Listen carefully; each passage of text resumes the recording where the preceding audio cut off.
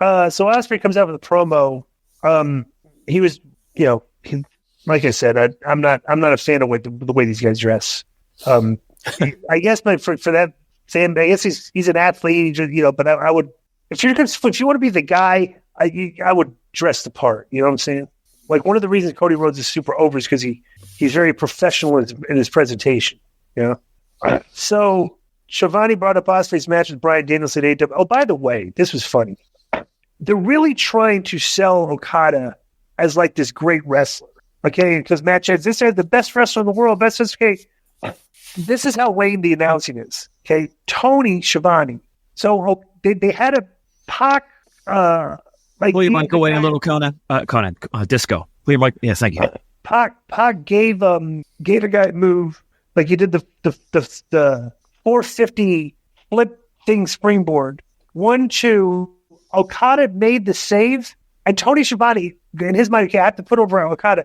Tony Schiavone goes, "Well, what a save by Okada! He's one of the best wrestlers I've ever seen." Yeah, and all he did was just make a save. Yeah, yeah.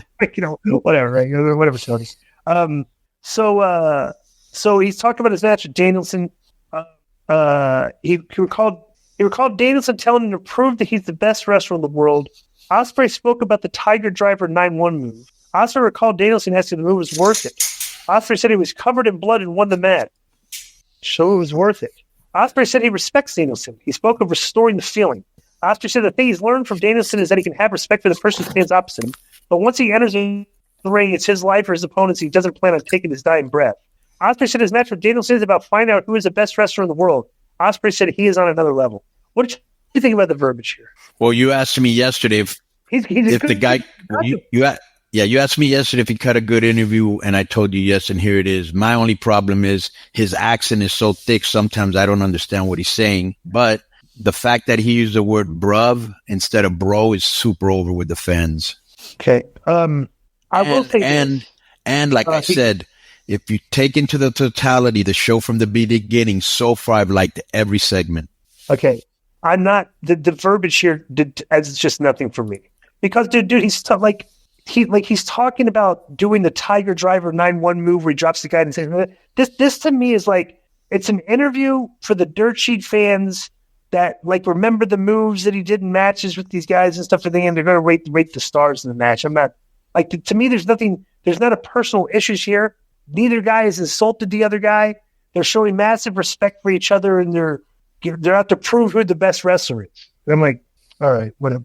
I don't know. I just that to me is just, it's just like any other match on their card. They booked a match and they got to cut a promo to try and make it interesting, but there's no story. It's just two guys wanting to be the best wrestler. Well, that is the story. I mean, it's not compelling, to be honest with you, because I don't really know. Like, people that don't really know, like if you're saying, Will Ospreay is supposed to be the best wrestler in the world. Yeah, I think if you look around, Kenny Omega was the best wrestler for like the last few years to me, right? And then now it's like, okay, is it Okada? Is it Ospreay? Or is it still Danielson? Like, you can have some good dream matches, and then you could probably also even throw in Jay White in that little thing. Like, they're going to have some really good matches coming up. You could throw Swerve in there. You can throw Hangman Page. Like, they're going to have a lot of good matches. Just they don't have good storylines with them, and that's the only thing that... I'm gonna throw this at you, okay? And this is why I don't think this is a good story, okay?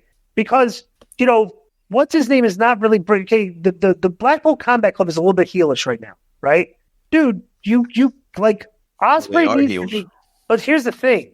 Ospreay needs to be bringing up, okay, because the dynamic of this match, you have the older veteran guy, Danielson's on his last legs, bro, it's kind of... let's do this. Let's take this storyline and instead tell Konnan babyface against Paraguayer Sr. as a heel. What was the storyline of that feud when you guys were feuding with each other? What was the story? The older heel guy, something there against the young up and coming, like right. That was the story. Right. I was the cocky. I was even though I was a baby face, I was like a cocky baby face that was just saying, "Hey, you can't go anymore. I'm the future." And he was like, "Yeah, I still got mileage left." Like, that was the story. Okay, that should be this story. They're not telling. Like, bro, he should be talking about Bryan Danielson. The only way you're going to beat me is to cheat. You're going to have to pull out every trick out of your back because you know you can't beat me. I'm too young. I'm too good. I'm in my prime. You're washed. And then the storyline of the match is Daniel's just constantly trying to take shortcuts on this guy.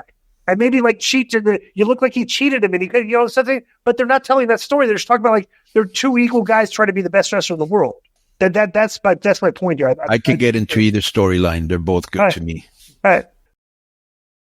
Yo, what's up? I just want to thank you guys for watching this clip. Don't forget to hit the like button, leave a comment, and subscribe. And join our YouTube membership for hours and hours of exclusive, unedited, uncensored content. And being a member will help you get involved in our upcoming live streams. Thank you for your support. Thank you for riding with us. I know you got a lot of other podcast choices, be it wrestling or other ones. And thank you for picking us. Boom.